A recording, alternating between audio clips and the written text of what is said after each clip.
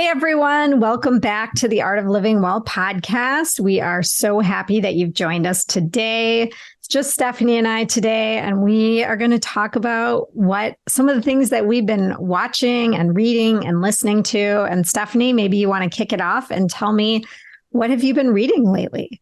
Well, this is going back a little bit because honestly, I have not been reading or watching a lot in the last couple of weeks, but a great book that I read over the summer was The Magnificent Lives of Marjorie Post.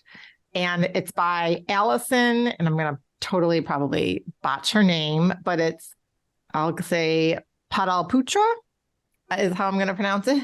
And we'll link all this up in the show notes. But it's historical fiction, which I don't typically read a lot of. And I love historical fiction. Really enjoyed this. And it goes through like the Post family, like the Post cereal company, and how her father founded it and just their life, it came from very humble upbringings. And Marjorie was married several times, and she just had this really interesting life. And the influence that she had as a woman going back decades and decades, and her love for just helping others overall, like philanthropy, and her influence even within the American political system. So really, really good. Highly recommend it. I would give you my book to read, Marnie, but literally by the end of my trip, the whole book had like completely fallen apart. So I've never had to like throw a book away or recycle it so quickly, but like literally no one could read it. Every like section was like broken. Huh. I don't know what that says about me, but anyway, that was or really what it good. says about the way the book was made. I know. Well, unless you were really rough on that book. I know. I don't think so. Yeah. So I've listened to audibles too, but for now, let's just say that'll be my book. And then I've started a couple books, but I think I'll wait and talk about those next time. Awesome. Yeah. Well, I just finished, it was for my book club, and I wasn't sure how I felt about reading the book when it came up, but it's called The Covenant of Water. And it's by Abraham Verghese. I think I'm pronouncing his last name right. And he wrote that Cutting for Stone book that was really popular a few years ago. Yeah. And it's a really big book. I was just in Thailand, so like I had some time to actually read the book. But it's set in India, and it follows a family for 3 generations. And there's so many characters in the book. And the first quarter of the book, I was like, oh my gosh, I really don't like this book.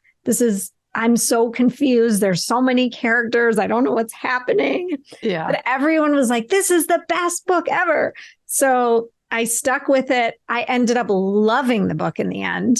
I got so into the characters, and I don't really want to get into a whole lot about what it's about, but there's some medical things. There's a lot of family. The character development is wonderful. There's some things with some drownings. There's a lot of very vivid descriptions. And I just really, really enjoyed it in the end. He's a beautiful writer. And I think that if this is a book that interests you and you want to read it, stick with it, because it is a little confusing in the beginning. I kind of wish there was like a tree that like broke it out for who all the people were. And there probably is online. I just haven't looked. But I'm really excited to discuss the book with other people that have read it.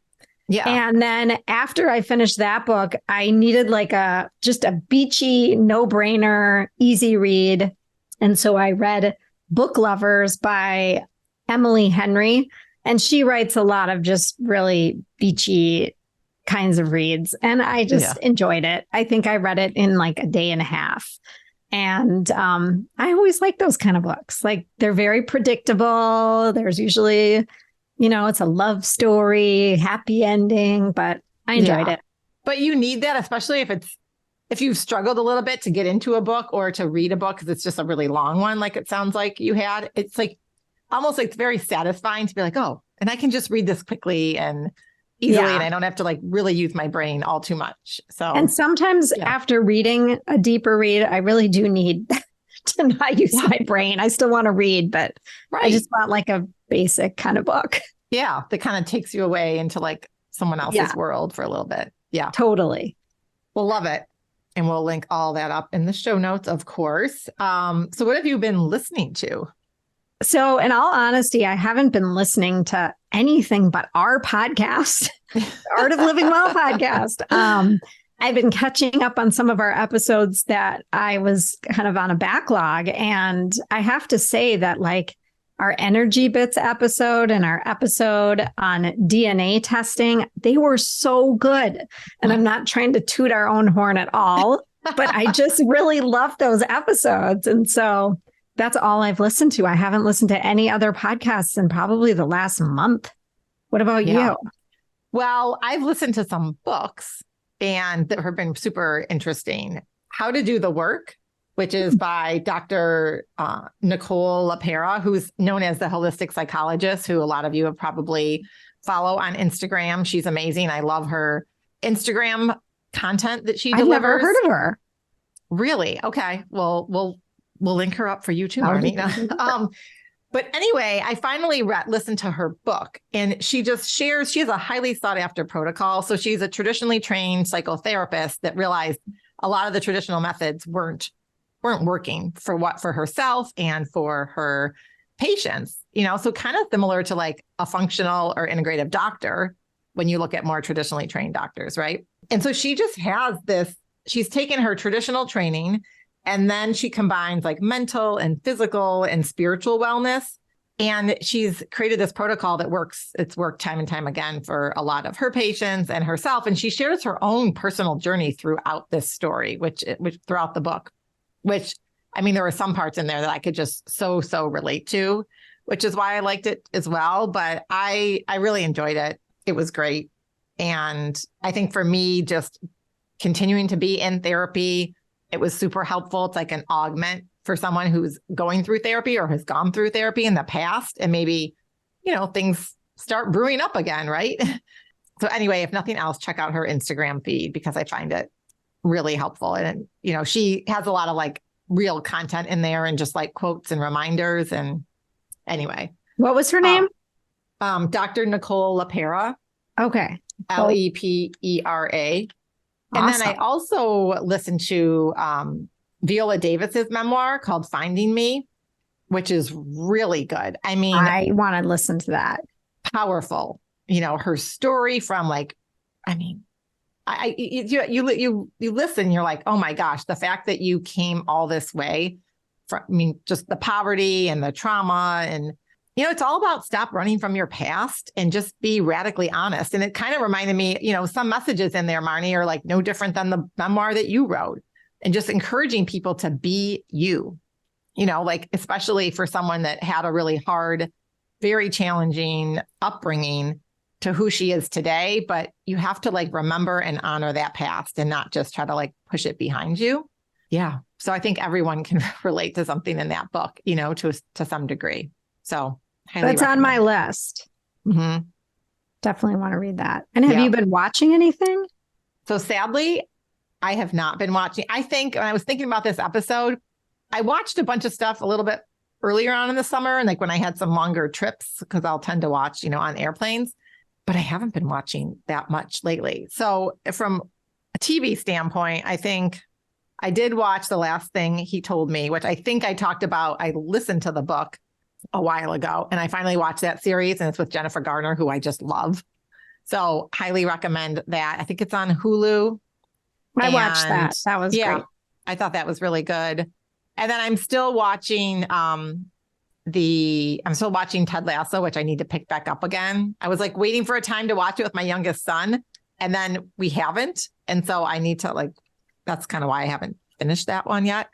And just like that, which is the Sex and the City, HBO, we're on season 2. And I watched a bunch of episodes and I was caught up. And then now I know there's more out there and I just haven't finished them. But I'm really enjoying that one as well. So I think too, when it's so nice out, it's hard for me to just like sit and watch TV. And so I think when it starts to get cooler and it's darker earlier, I'll have more time to just maybe like watch a show or two. And yeah. What about you? So I also haven't been watching a lot of TV, probably because it's summer, but I was on a really long flight and I watched the movie Otto. And it was with Tom Hanks. And I think it came out in 2022 or 2023. And I always would see like the promotional stuff on it. And I was like, I don't know. It looks okay. But it's like a 3-hour movie or a 2.5-hour movie. And Tom Hanks is amazing. And I was on this long flight and I'm like, I need a long movie. Yeah. So I watched it and I thought it was fantastic. And it's really about this grumpy old man who is ready to end his life because he has lost his own wife and he's just devastated. And then it's about these neighbors that move in and how the neighbors change his entire life. And I really thought about this movie quite a bit after watching it. I was just sitting there and thinking about the power of community and how making those friendships and like the friendships that he made in this movie were very unlikely friendships, but they were neighbors and they, the woman that moved in just kept on coming by and kept bringing him food and making the effort. And the way that this relationship kind of developed over the course of the movie, I thought was actually amazing and so powerful. And just a reminder to all of us that, being part of a community and reaching out to that grumpy old man that, maybe there's something going on with him and maybe there's a reason why he's grumpy and he just needs a friend or whatever it is. Yeah. But I loved the movie. Okay. It's so funny because I started watching it. I think it was on my flight back from Greece and then I didn't have time to watch it. So I need to go back because I only got maybe like 45 minutes or an hour into it.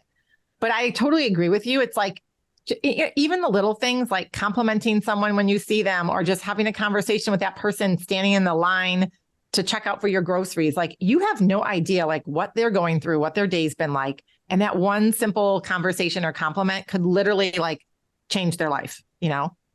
Like I mean, I don't want to give too much away, but there's a couple of very powerful scenes where he's about to end his life. And the woman is like banging on the door and literally interrupts him. And it's like, she doesn't even realize what's going on. I saw that part. I did see that first one, which is where I was thinking too. Well, that's a great one. Yep. And Tom Hanks is awesome. Yeah. Yeah. He's amazing. Like truly, he really pulled that role off very well because he is not a grumpy old man. Right. Well, that's a sign of a good actor, I guess. Right. Totally. Yeah. So another thing that I've just been thinking about. So I just got back from a trip with my parents and my brother. We traveled to Thailand for our 50th birthdays. And I haven't traveled with my parents and brother, just the four of us, since I was in high school. And on this trip, I just really had a lot of time to think about appreciating the little things and appreciating the big things in life and really thinking about just living in the present and not focusing on like everything that was going on at home. And there was a lot of stuff going on at home, but I just really disengaged as much as I could from what was going on at home. And I feel like having that mindset shift really elevated my experience, if that makes sense. Yes.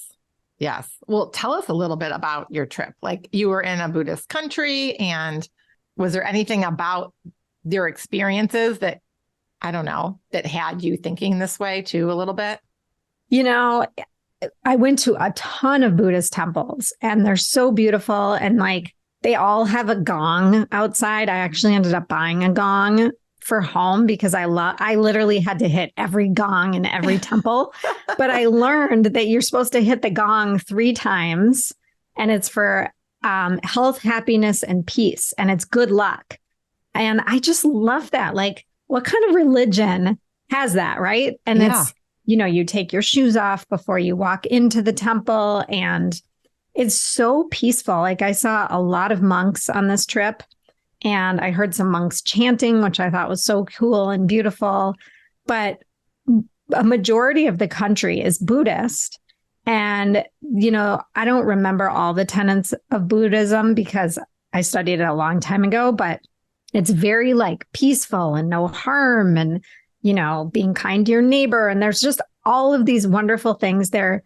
There's like I saw I don't think I saw any homeless people on the entire trip because these temples take in the people that maybe don't have as much or they're hungry or they don't have a home or whatever. And they really take care of each other. And I don't know. I just, the whole, I guess, vibe, if you can say vibe of a country that, I was only there for 10, 12 days. So I thought was beautiful and peaceful and calm and loving. And I just really loved it. Yeah. Well, that sounds wonderful. Like truly. And it's just a gift to be with your immediate family that you haven't been with in like decades on a trip like that. As we get older, as our parents get older, those reality is there's far fewer of those opportunities. So totally. Definitely and even something to be grateful for. Yeah. And even thinking about like the food, everything's so fresh. Like we stopped at a lot of markets and the women were like literally picking the mushrooms in the woods and then they're bringing them to the markets and they're washing the mushrooms and there's tons of different kinds of mushrooms and then they're selling them right there. And avocados, like you could buy 5 avocados for like 30 cents. Oh 5. my gosh. I mean, when you think about what we spend here. Yeah. And the mangoes and all the special fruits. I mean, the food, it was just so delicious and fresh and inexpensive. Yeah. Yeah, they have that figured out. They do. And now you're making me really hungry because, it's day 2 of our liver detox. And not that we starve on this at all, but I'm doing my own modified version, but I am getting hungry right now. Yes. And especially because we're not eating fruit, right? Right. But, just in general, like, one of the other things we were talking about before we started recording is just like being more present, right? Which is something, again, we've talked about on lots of episodes on this show. But I think one thing I was going to, just mention is I ditched my Apple Watch. It's been now, I don't know, like 7-8 weeks. I should have written down the day that I stopped doing this. And I shared a little bit on social media. And I was like, I think for me, it was just too much. And I think sometimes it's one, not being present because you're getting pinged.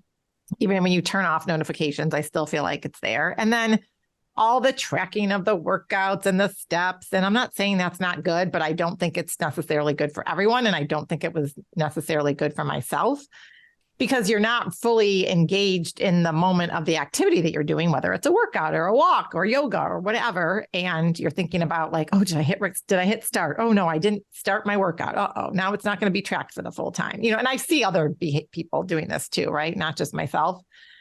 So I decided to give it up for 1 week. And then like 3 weeks later, I ditched my Oura ring too at the same time. And I haven't gone back to the watch. I mean, now I just don't even have a watch on half the time, which kind of drives me crazy. And I'm someone that's literally had a watch because I'm always like, what time is it? What time is it all the time? But even that, like how focused and present are you if you're looking at your watch all the time? So I just wanted to share that I've like really been enjoying this kind of new me to a certain extent. And I've started using the Oura ring a little bit, but really more from a sleep standpoint. And I was curious just because I started taking some algae tablets that really help at night with sleep. So I was kind of curious on the impact, but I'm like not using the Apple Watch anymore. Like, so if anyone else wants to buy my Apple Watch from me, it's available. It's going to be for sale. And now I'm just trying to figure out, like, I just want like a inexpensive, like sporty kind of watch, but not one that is connected to my phone. That's so interesting, Stephanie. And I love hearing about your experience because actually, when I was on this trip with my family, my mom was like, why do you keep looking at your watch? Are you getting notifications on your watch? She literally asked me, like, what's going on your watch? Because you keep looking at it. Mm-hmm. And it's making me think like that actually is pulling me away from the present moment. And I am like you, where I do get wrapped up in the steps and the whatever, all the tracking information. I don't even get notifications in terms of like texts and stuff on my watch because I have it all turned off. But like, do I really need to know how many steps? Like, I know I'm getting my steps in for the most part daily, right? I know how long my walk is and whatever. Like, so I might have to try that. I might have to follow your lead. I think it's a good idea. And I never loved the idea of being attached to Wi-Fi all the time anyway. Right. That's another, the other thing too is I just feel like when we rely solely on technology, and I do think it's a good jumpstart for a lot of people, and those people that are very sedentary that need those reminders until you get in a good cadence. But we know when we've been sitting too long, my legs tense up, my back hurts. Like I don't feel good when I'm just sitting. I know I am listening to my body. I am focused intrinsically on what I need, not externally, whether it's a device or someone else telling you what to do. So I think these gadgets can be helpful in the short term for people. But once you're in a rhythm, it can be taken to a detriment. So all you're doing is like looking at how many steps you have or looking at your workout or what's my heart rate. Like we all know when our heart rate is getting up. We all know when we're, in a cardio state or when we haven't been doing enough cardio or what have you. So I think we just need to tune out so much of the outside noise and figure out what really works for us and stop just listening to everything that other people tell us, or whether it's a device or not, So I think we just lose our sense of self and lose our sense of our ability to listen, to trust our gut, all the things that we say on here. So for me, that's what's been the best. And honestly, to be like, it's okay. I didn't track anything for a week or 2 weeks. Did anything negative happen? Did anything bad come out of it? Did I not move my body every day? I did still the same things that I was going to do anyway, even if I had my watch on, but just with so much less of a distraction. And like now when I sit there and I'm like in my workout where I may have some downtime, I'm not like, looking at my watch and, I have a few minutes here. Who can I text or, read a text or whatever, even if you don't have those notifications on. And I'm just like, yeah, I'm just enjoying the moment. Maybe I take a few more deep breaths while I have, that extra bit of time in between an exercise. So I don't know. I've really enjoyed it. I was just going to say it's a tool, right? Like it's meant to be used as a tool. And I think as humans, we get like too sucked in and it's really hard to remember this is a tool. This is not, you need it every second of the day. Like maybe if you're running, I'm going to be running a 10-mile race in a couple of weeks. I might want to have the watch on so I know my mileage leading up to that. But maybe I just put the watch on for that. Right. And the rest of the day, I don't have it. And I'm really going to try this. Yeah. Yeah. And I'm probably going to sit and look at my empty wrist for a while because I'm in the habit. And I started wearing, a nice watch that I've had since my oldest was born. I started wearing that more. And then a lot of times I don't have a watch on. I do want just like an inexpensive watch. Like I do want to know what time it is. I do want like a timer. Like I use the timer a lot. Like if I'm cooking or I need to be somewhere, but I also don't have the pings when my phone's put away. If my phone's away, then it's away. No one else is able to access me. Yeah. Well, and then just trying to be more present with your kids when you're, versus checking, like your mom said, checking your wrist. What's going on? Right. So we would love to hear from you guys. Are you wearing tracking devices, Apple Watches, Oura Rings, or any other kinds of tracking devices? Mm-hmm. And what do you think about it? Do you want to ditch it? Stephanie's leading the charge. I'm going to follow, see who else wants to join us. Yep. I highly, 1 week, you guys can do anything for 1 week. And if anyone out there has a good recommendation for like a sportier, but not super expensive kind of watch, just a basic watch, but one that, looks decent, please let us know because I'm still on the search for one. And we hope that you guys have a wonderful week. Yeah. Happy fall and we'll see you soon.